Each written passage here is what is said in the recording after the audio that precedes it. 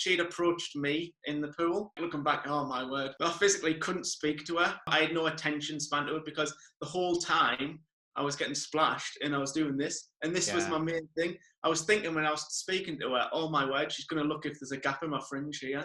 The thought of going to a footy match and not having to wear a hat is just amazing. It is something that needs to be spoken about. It's such a big thing because you feel like you're going to be the only one. At some points, I just felt so alone because all of my friends who I know got great heads of hair, and they don't have to hide anything, and they can just walk around in the wind and they don't have to worry about it. So I never thought, oh well, I'm gonna do it. So I think there was a certain video I'd watched and someone had mentioned about how they'd really shied away from doing sport, and I thought that is me. That is I can't process going outside without looking to see if it's windy off the trees, and if I have to worry about wearing a hat there, taking it off, if I'm running around quickly doing my fringe before I turn around to run again and over and over.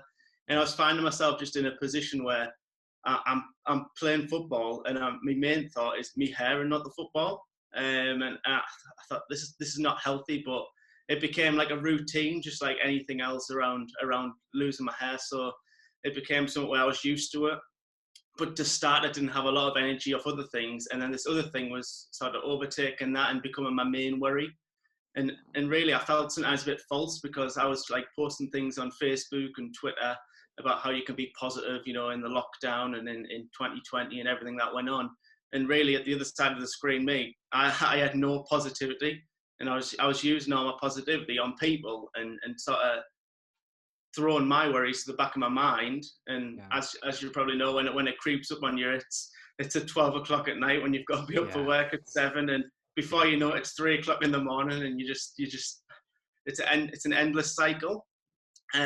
So for me, when I noticed it, really, it's probably, so I'm 22 now. I've just turned 22, and I've always had like a high hairline, like it's in the family, It's one of those things where you're not too bothered about it, but I'd probably say around, I've got down here 14 or 15. It was like, it always looked like I had a lot of hair on my head, but it was thin. I'd probably never shaved anything off really in 22 years of my existence. So, like when I did think I'm going to change it, it is a massive change because my fringe was down to here. It was sort of like a Justin Bieber, like 10 years ago, a full sweep over. If it got too long, it'd look like you have a clump on your head. In my mind, it looks all right. But when you compare to what I look like now, where I'm smiling again to what I was on Christmas Day, where I was just worrying.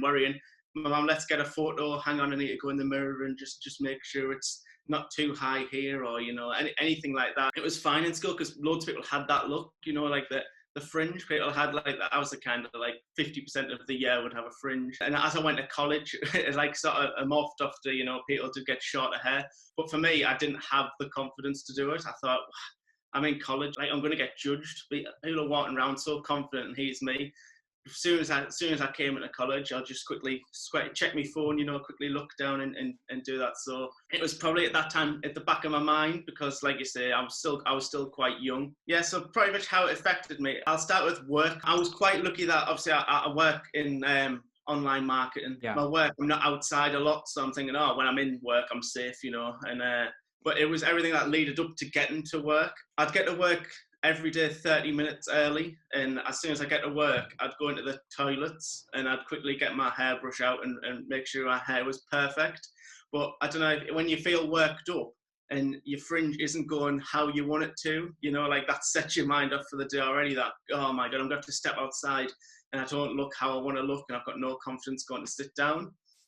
And as well as that, with COVID, they brought in the temperature checks, didn't they? So with the temperature check, I had to put my hair back and get it on. So again, I'd get there about 40 minutes early, just so no one was behind me in the queue who I knew. Really? And to me now, that sounds, that's like, why would you do that? But to me, I'd physically feel like a knot in my stomach if I was running late, because I think, I'm going to know so-and-so from the desk next to me, and they're gonna look at me. Yeah. And think, look at that, because it's so covered that people might think I have a hairline this high or a hairline this high because no one's seen it. So I'd get really bad, like physically feel a bit like kind of sick. And it was a routine, so I just threw it back. Like, it's something that was in my daily life that didn't need to be. But I'd accepted that, oh, well, this is okay. I'm going to keep doing it because this is okay for me. In the Northeast, it's cold. So when you're walking outside and you're walking to the shop and you don't want to walk with someone, because as soon as you step through that door, the wind's blowing. I've got hair going up here. I look like Boris Johnson and Donald Trump, where the hair's going all over. Now I'm trying to put my hair down. Yeah. And the first thing, again, worrying about, I'd put a hood up just to keep it down, or I'd put a hat on. But ultimately what that looked was, I either got the look of like an edgy character, with his hood up in the summer. So it was like July and I was wearing a hood, and I didn't want that. And then I'd also get, if I wore a beanie, taking the beanie off, then I'm back to stage one where I walk through the door at 8:30. I've got to get my hairbrush and put it over. Because I work with quite a lot of young people as well. There's no one really like old in work. So again, it would be all right, if there was a majority of people who had gone through the same thing that I was going through. But even then, they're all like some of them mostly youngest, like 20. So I was like, oh, I can't physically like open up about it, because to me, I haven't even addressed it myself. Yeah. So I don't want to start broadcasting it to other people when really I'm not even confident in myself with that. One of my biggest fears was holidays. So everyone goes on holiday, so excited about, oh, can't wait to go in the pool, can't wait to get on that plane. And for my experience, it was anxiety straight away. Do you know when you're in an airport and you have to walk to the plane sometimes, on the runway? Yeah. And everyone's excited to get on the plane, and all I'm worried about is, oh my word, what's my hair going to look like when I'm walking on the runway? Yeah, because it's windy and that. Oh yeah, and I've paid all this money to get some excitement, and I'm at the airport and I'm already worried about it. So yeah, like that's one thing that really bothered me, as well as that is like you say, jumping in the pool. So when I first went on holiday with the lads in 2018, I didn't go in the pool at all, not once. Really? I sat around the pool. I didn't feel comfortable in myself at all, so I kept a top on the whole holiday. And what you find is when you get sunburn with a fringe, is that when the fringe lifts up, you're like a drumstick, you've got all this pink hair and then really white. Yeah. So that's what I found out. So I thought, 2019, I'm gonna go in the pool and I'm gonna try and not worry about it too much or anything like that. You still worry. As soon as my head hit the water, I thought, oh my word, what am I gonna do? So every time I'd go into the water, I'd be brushing it down before you get out. Yeah. That was the next time you went on holiday. Yeah. And so you thought, right, you made a conscious decision, like, I'm not gonna let that affect me again. I'm gonna try and enjoy myself. So you obviously knew that it was not right, it was holding you back. So this second time you've actually made a conscious decision, like, come on, just get in there. But even then it was still just always there, trying to manage it, right? Yeah, exactly. It's a thing where I'd kind of, so this is probably when I was about 20 now, so I'd probably, it's in the back of my mind, the first holiday, it was definitely there, but my hair was even longer. So when I went on the one after, I'd cut my hair slightly shorter. Yeah. I'd cut in, I thought, well, if I go in the pool, it's not going to be too bad, it's like not going to be as long on my head. So I jumped in. I thought, well, I'm still quite nervous. Like, I'd never shown anyone my hair. So when I'd get out of the shower, obviously I was sharing the room with my friends. So when I'd get out of the shower, I'd like get the towel and I'd just kind of rough it up a bit, just so it was kind of covering it.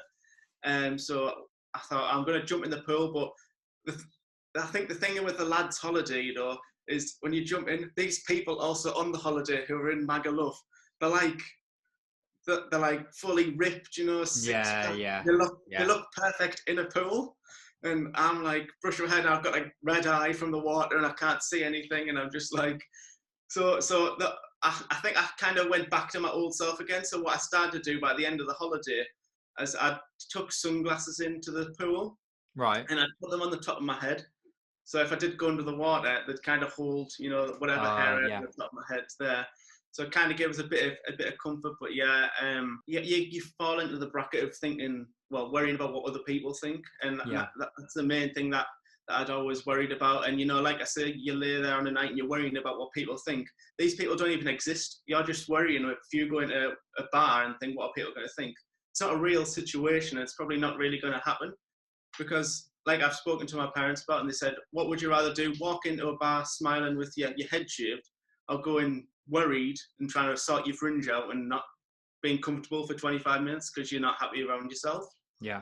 Like you say, if you like you've always said, if you own the look and you feel happy about yourself, then it's going to go a long way. It's going to radiate from you to other people. So that's how I approached it.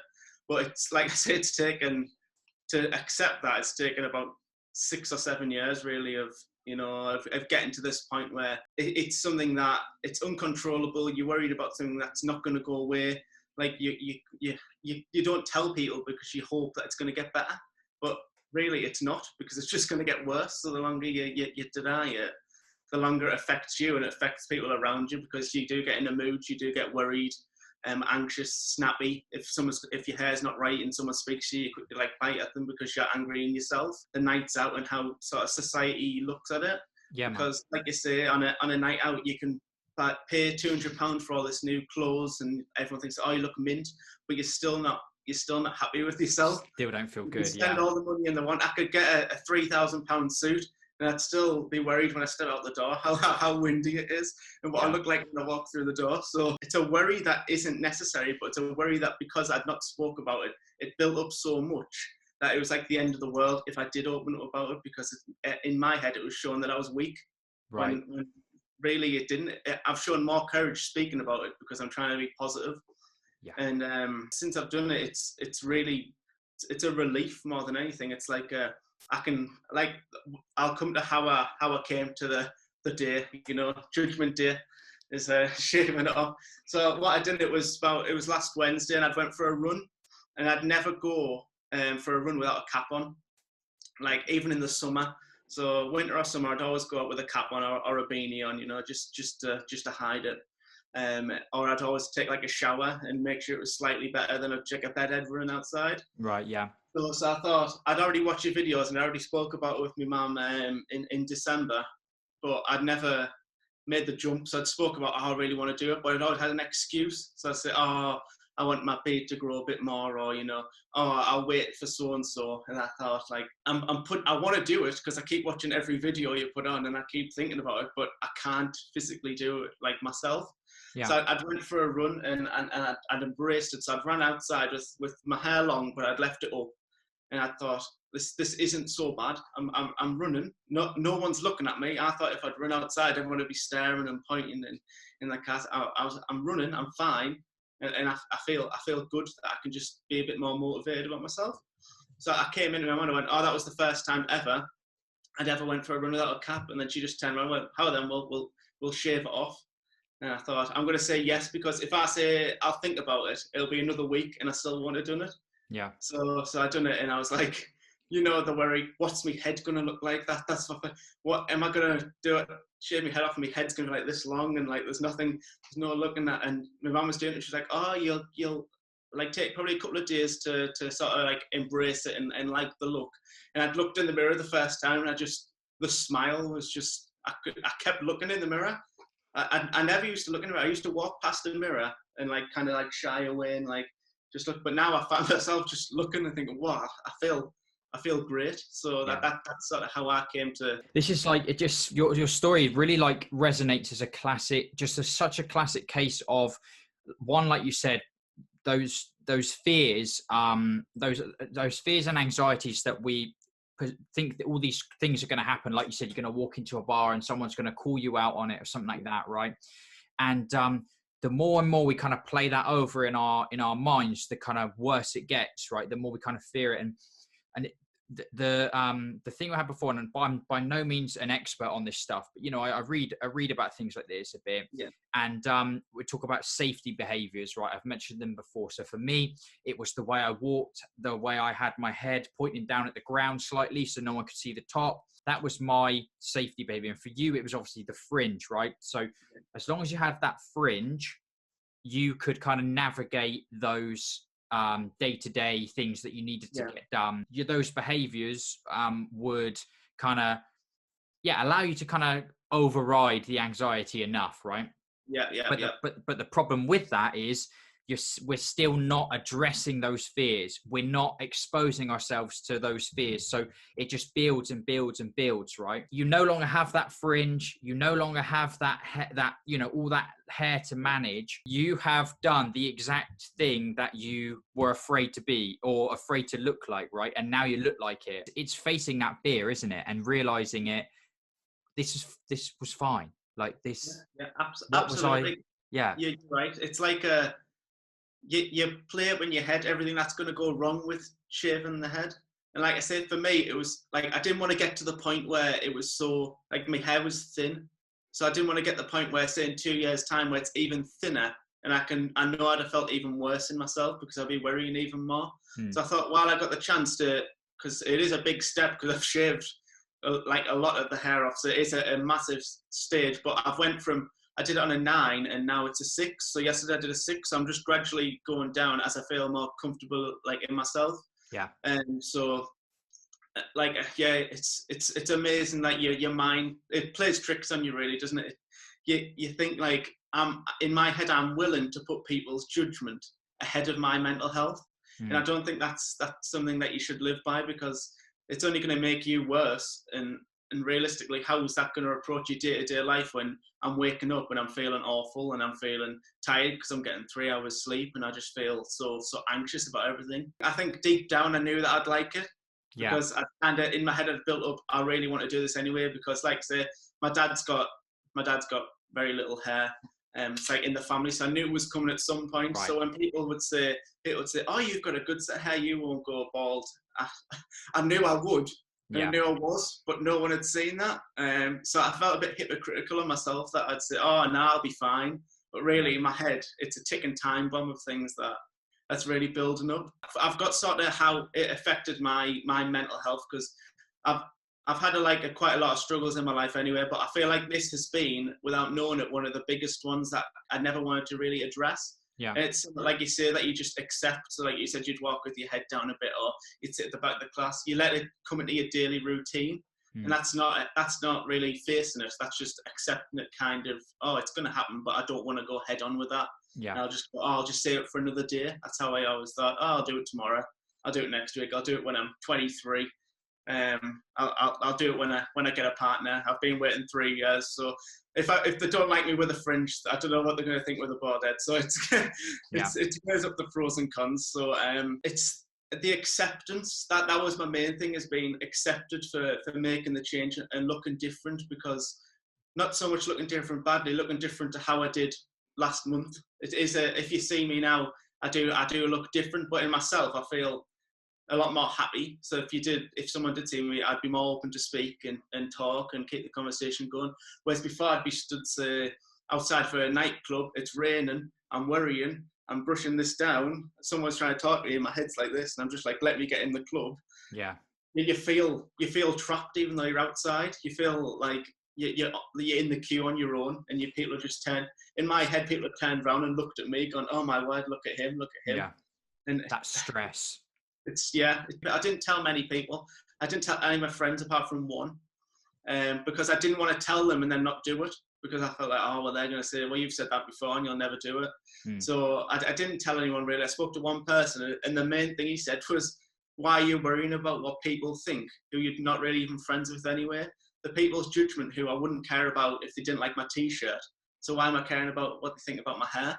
Yeah. And I'm wasting energy on people who don't even think about it. They probably look at me and won't even care, But in my head, they'll slander me for 30 minutes, just shouting and laughing. And I don't know, it's just weird how the brain works. It's cruel. Yeah, I feel so motivated and so refreshed. Like, honestly, waking up, I'm relief. I put a Facebook post on a couple of days ago, and I was really nervous to do it. I'd had this status on Instagram, Facebook, on my phone saved from when we first emailed about 2 months ago. Yeah. And I wrote what I wanted to put on Facebook when I'd shaved my head, but I'd always put it to the back of my mind, and I never posted what I'd put on.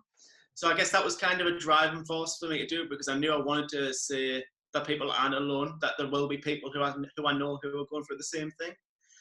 So I put this post on, and my friend who does photography took a couple of photos. while we're out and about the other day. And I put it on, and I can't. I'm someone who never really posts on Facebook or Instagram because, like I say in the post, I was so scared of what people thought. Like if my fringe was perfectly placed, or if the light in the room, shows it's thinning and shows it's like I'd be on a Zoom call last year, and if I didn't sit sort of like this, it'd be a bit darker, so I could see the fringe. If I sat like that, the fringe would be pretty much see-through. Right, yeah. And so I'd put that on Facebook, and I'd said about how I'd made like the biggest jump, and I got 240 likes for me, and I got so many comments of saying like it needs to be spoken about more. You look great, and that was just like it was the biggest confidence boost because it was my biggest fear that I wouldn't be accepted. Because although I'm not too worried about that, it's always nice, isn't it, to hear good things when you absolutely. I think that's really telling.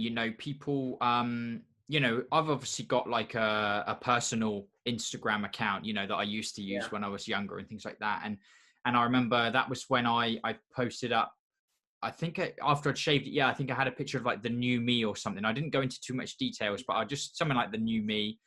And I'm just great feedback, So I'm really proud like of you and just like the people that engage with that, because they're dead right. This is the fact that you've been able to do that and just put it all out there, which is what I suggest people do, just once you've kind of addressed it yourself, get it out there and leave nothing on the table. You just complete honesty, this is what I was dealing with. This is how I felt. This is how I feel now. And no one can say you've heard me say this before, but no one can ever talk badly about that. Never. Yeah. It's just even guys who maybe previously would have taken the piss or whatever out of something like that, suddenly they feel like, damn, like this guy's real, like fair play. That's what it comes down to, because so many people would struggle to do that very thing. So it's just nothing but admiration and respect when guys like yourself just come out and just say it how it is. And already, I'm so happy we've had this conversation, because it's just, that's the most important thing I think about all of this, isn't it? It's just having the conversation and being honest about it. Because all the experiences that you've had, there's going to be so many guys that are still in that battle, still there. Like you said, feeling alone, feeling like they can't talk about it, or maybe just no idea what to do about it. They've the hats on, or they've got those ways of managing it day to day. And never really getting any further with tackling it for real, And I don't really want to go too far deep into the kind of solutions that are out there and things like that so much in this one, because I think the conversation's bigger than that. Things like treatments and that are out there. But, that's my main issue with them, because I think those are just another way of managing things, and covering things up. And they don't allow you to get to that point of acceptance or that real like comfort. They don't allow you to get out of your comfort zone enough to like return to fully being comfortable with yourself. Does that make sense? Do you know what I mean? It's funny because when I first watched your video, you get the adverts on YouTube, don't you? Yeah. There's one guy, thin hair, and he's spraying his hair. Yeah. Going, when I walk outside, my hair blows all over. And I'm thinking, that is me. Yeah. Obviously, it's not as thin as that, but that is me, and that's what I'm going to look like if I worry. I'm going to not want to step outside because of the wind. And I'm thinking, I'm already setting off to work 30 minutes earlier. I don't want to be waking up early, spraying my head. Yeah. I said, I've got enough things to think about. And I think, like you say, I feel like some things like that, it's just like wearing a cap. It's kind of just hiding it and not accepting it. It's just another form. And I still don't think I'd be happy if I did anything like that in myself, because I don't know what phase I'd go for, because I didn't feel comfortable with how high my hairline had gone. I hadn't felt comfortable about my forehead or anything like that. So if I did get treatment, I still wouldn't feel like very happy, because it's kind of getting rid of one thing, but another thing will probably arise. So I knew if I did this, it's going to be overall an amazing thing. Like you say, I'm smiling more than I have especially the last year or so. I can look forward to things. I used to dread like tomorrow, but now I'm so excited for like the next day and what I can do. And when things can open again, I can go out and I can just walk in the street, not worry, and just think I can focus my energy on something else. And especially like you say, like at the start of the conversation when we mentioned holidays, I can just go in the pool, step out the pool, go in the pool, get a beer, go back to the pool. I'm not having to stress, get a towel, brush my hair quickly. I can just jump in and out of the pool whenever I want. That, I was saying to my mum, these things, they don't feel real, if that makes sense. Like, the relief still hasn't set in because I'm so used to thinking about things like that. It doesn't feel real that I can go and just step outside and not worry. And it's something that I didn't think I'd ever feel. But it's great, honestly. Man, that's fantastic. I'm really pleased for you. I think I never talk ill of people that are doing those things, using those treatments, because I get it. I get why people do it. You know, it's no different to me walking down the street in a strange way so that no one sees it. It's the exact same thing. You know, I'm trying to achieve the same outcome, right? But wait, where was I going with that? But yeah, I did say, you know, I said like, you have to kind of reflect on that sometimes and really ask yourself, like, am I living? Like, am I enjoying this? Or is this current way that I'm managing this hair situation? Is it taking me forward? You know, is it really making me feel better about myself? And if it's not, you know, maybe it's time to change things up, you know. And I'm just such a believer in this whole thing of just accepting yourself, you know, for who you are, for what it is. You know, no one wants to go bald. You know, we don't ask for it, but the fact that you can make peace with the fact that it's happening or it's going to happen releases you from all of that worry, all of that stress that's holding you back, you know, in all these areas. Like realizing that, going through that experience even takes you like further, you know, than you would have if you just constantly tried to manage it, or not even that, never had the experience at all, you know, because you would have just been coasting. Things would have been easy, would have been cushy, you know. And so as difficult as it is, and as much as it sucks when you're in that low point, you know, that's like the start of something better, you know. It's uncomfortable, it takes guts, it takes really getting out of your comfort zone big time. I mean, the rewards, you know, are massive, and we can see that right here, you know. Honestly, I think when you're in the low points and how low you get, it makes the high points feel even better. Yeah. Like, you know what you felt like. And I think with this was my biggest worry. What can't I go and do now? Can I go and approach a girl in a club? Yes, of course I can. That used to be one thing that would stop me is, oh, wow, we fringed that place. They're not going to want me to buy like them a drink. And I think like now I've made this big step. So any other thing that's kind of small in my life, I can just think, yeah, I can do it, because I've done one of the biggest things that was my worry that I felt so bad about and like ashamed about. And you shouldn't feel ashamed about it, because it's something that happens. It is life. Although it happened, say, for us when we're younger than some people in their 30s, it's going to happen. So I kind of thought about, did I want to do it a year or 2 years ago? Would it have been better for myself? But I don't think it would have been. I think it was the right time now to do it, because I'd experienced those other things. Yeah. I'd experienced how like anxious you felt on a holiday or a night out, or just in a town. Like, we've got a shopping place. It's like an outdoor retail park. Yeah. And if you go there and you don't like your hair, it's like a wind tunnel. So you go into one shop, you look great. You go out, woof, into another shop, out. It's like repetitive, and you're like looking in like mirrors quickly when you're walking past her on your phone. And I want to go into a shop. I want to walk outside of a shop.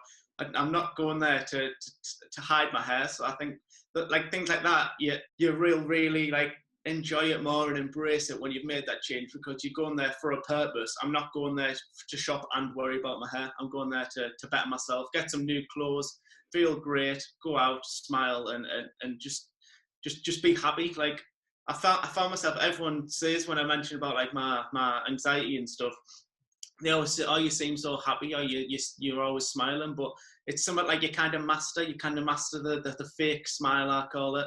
To some people, it looks like I'm smiling, but inside, to me, it's not my real smile. It's not like how I'm like today. It's like just a quick like kind of grin. And I feel like when you've used all your energy all day in work, being happy, you come home and it's 5:30, exhausted, and you feel exhausted and tired and worried and annoyed in yourself. But it's like you say, it's an endless cycle, because you kind of don't want to make the jump to shave your head, but you do as well, because deep down, your brain's definitely, there's a part of your brain telling you you're going to feel great, but 3/4 of your brain saying, don't do it, don't do it. And you just need to overpower that side of the brain and think, I'm going to do it. Today's the day. Face that fear. Face the fear, yeah. The thought of going to a footy match and not having to wear a hat is just amazing. I can just go play footy on a Monday night. Yeah, play footy on a Monday night and just not worry and focus on the game. Like, my head's still telling me, oh, what's our friend going to look like? I don't know. It's surreal, but it's like... It's not there anymore, so you don't need to worry about it, right? It's like an amazing surreal. It's like especially with the feedback I got, and some people had messaged me saying like, oh, I don't know what you've got to worry about, like, you look great. And there's other people who's came like and said, oh, it needs to be spoken about more, and that's the biggest thing that I'm like trying to push. That's why I could have just done it in message on Instagram, but I wanted to like sort of speak to you because it is something that needs to be spoken about, because it's just like anything. It's like if a girl focuses on, say, her eye bags or wrinkles or anything like that, it's still a big thing that people don't worry about, and people just go, oh, just shave your head. It's not that simple. If it was that simple, 50% of us have shaved our head by now. Yeah. It's such a big thing, because you feel like you're going to be the only one. And I feel like I say, I feel like if I go into a nightclub, I'm going to be the only one. I'm probably not. I probably just never noticed them. Yeah. Like, I probably just noticed people with hair. And I'd found myself so focused on yourself. Yeah, absolutely. I'd found myself watching TV and thinking, oh, he's got a good hairline. He's got a good hairline. He's got a good hair. Like, no one's got no hair. And then I started watching TV again this week, and I thought, he's got no hair. My mum's going, he looks great with no hair. And it's a mental thing. It's like you see other people because you feel good about yourself, and you think, oh, we've all made this jump. But before, I was walking in thinking, oh my God, everyone's looking at me. I look awful. It's a lot of energy that I can use for something else to really improve and better myself on. I'm getting loads more sleep now. Got 12 hours last night. Brilliant. Before I was getting 4. Really? 4 hours. So yeah, I'd be awake now, but I'd be like laid in bed, not motivated at all, not moving. Yeah. Because in my head, if I stay in my room, no one's going to see me, so I don't have to worry. And honestly, I think the first lockdown kind of brainwashed me a bit that my hair wasn't so bad because I wasn't going out, and I forgot what the anxiety felt like walking to work, because I was in my room, I was working from home. So I'd kind of forgot, oh my word, I used to get up half an hour early. And then we went back to work in October, and it started again. I physically couldn't just go through the doors, through the barrier, sit down. If I did that, I'd be checking my fringe on like a computer monitor. I've got like the black screen. Yeah. And you can kind of see yourself. I couldn't just sit down and go morning and start working, because my head's just ticking and ticking. So I kind of, by spending half an hour or so every morning in a toilet, I swear to God, the woman who does my temperature must think, why does he go to the toilet every morning at 8:30? I think I've trained me bladder for 8:30. She must think I go through the doors and turn right every day, and I don't even work that way. I have to walk back past her up the stairs. Really? So, like that's another thing that I couldn't remind. She must think, where's he going for half an hour and coming back? So it'll feel surreal when I go back. It'll feel amazing just walking through the doors, sitting down, getting a cuppa and cracking on. Yeah, amazing. Nice. Absolutely. I think there's just a couple of things I was going to talk about really quickly. The thing you mentioned about when you're out on a night out, right? And obviously I didn't really have so many of these experiences specifically, but like you said, approaching a woman or a girl, whatever, and when you're in the phase of like, am I going to get rejected? Okay, so because this is just a theory I'm spouting off here, but it's like you and let's just say everyone who's like, in that headspace where you're not really accepting of yourself, you're trying to manage, you're trying to change the sort of situation, cover it up, the hair loss situation. It's like, I wonder if it's like, because you don't accept yourself and that whole thing, you're assuming then when you're like going to approach someone that they're going to do the same, that they're not going to accept you either because you don't like it. So they're obviously not going to like it. Yeah. And I really wonder if like, once you go down this road of like you said, accepting it, shaving it off, cracking on, it's like next time you're in that position to approach a woman, you've got just as, realistically, you've got just as much chance of them accepting you or not, right? Absolutely. But you're far less worried about whether they actually will or not, because whatever they say, you still like who you are, Yeah, you're right. I think the main thing that we can take from like approaching them is when you walk towards them, I'll have a different confidence. You know, Yeah. I won't walk with my head down. I'll walk and I'll feel happy in myself, and that's the main thing. Like you say, they might reject you or they might accept you for who you are. And like a lot of people have said how great the look is anyway. So I don't know why like you're worried. And I think if you approach someone with a negative attitude, it's going to be a negative outcome 9 times out of 10. Yeah. And you're probably not smiling as much, or you're trying to just get it over with, and you're like, you're a bit droopy, you know, oh, you're all right. But when you go up with a big smile on your face and you're feeling happy and like energetic's the main thing. It's like, especially when you're doing anything, you need to be up and ready. You don't want to be, I never wanted to be the guy who was, you know, when someone says your name like in work and they go, oh, the miserable one, or I never wanted to be that person. So I feel like with approaching someone in a club, I feel like I could do it because I feel so happy in myself and confident in myself, which I've never felt probably since school. So I'm talking like 6 or 7 years. I've never approached really anyone unless I knew them. So I feel like now I'd have that confidence just to go for it. But well, speaking of talking about your confidence there with girls, when I was on holiday, I'd met this girl. She'd approached me in the pool. Yeah. And I physically, like looking back, oh my word, I physically couldn't speak to her. No, I had no attention span to it because the whole time I was getting splashed and I was doing this. And this was my main thing. I was thinking when I was speaking to her, oh my word, she's going to look if there's a gap in my fringe here. Yeah. Oh my word, I keep getting splashed. Someone's dunked me into the pool. I physically, like you say, I felt trapped again. I felt like I couldn't focus on it. Your head was totally somewhere else when she was kind of speaking to you, right? Yeah, and at that time I felt like, oh my word, what am I going to do? Like, I felt so like panicked. Yeah. And it probably came across that way. So I spoke to her again a bit later on when obviously I felt more comfortable because I'd had a shower and I'd done my hair. But yeah, I think that was one of my main times where I thought I really need to like kind of focus on it and do something about it because I don't want to be so scared to speak to someone if it's raining or it's windy or if I'm in a swimming pool or the beach. The beach is always windy. That was always nice. I'd always have a cap on backwards, like a snapback backwards. I didn't even like the look really. It was just a comfort blanket, like you say, getting straight out the water and before anyone can see you, putting a cap on. Dude, but you're not there now, right? You're in a totally different place now, and it's fantastic. And the other thing I just wanted to say is I completely agree. You know, like you said, you wanted to come on here and share your experience because it does need to be talked about more. You know, it does need to be just brought to the attention of, you know, brought to the table. We touched on these different methods of hiding it and that. I don't think they do guys like yourself and myself and all the other guys who are dealing with it. They don't do them justice. It's kind of facilitating those negative behaviors. Do you know what I mean? Rather than really like coming to terms with it and addressing it for what it is. And so, dude, thank you so much for coming on and sharing this, man. It's brilliant. I really, really appreciate it.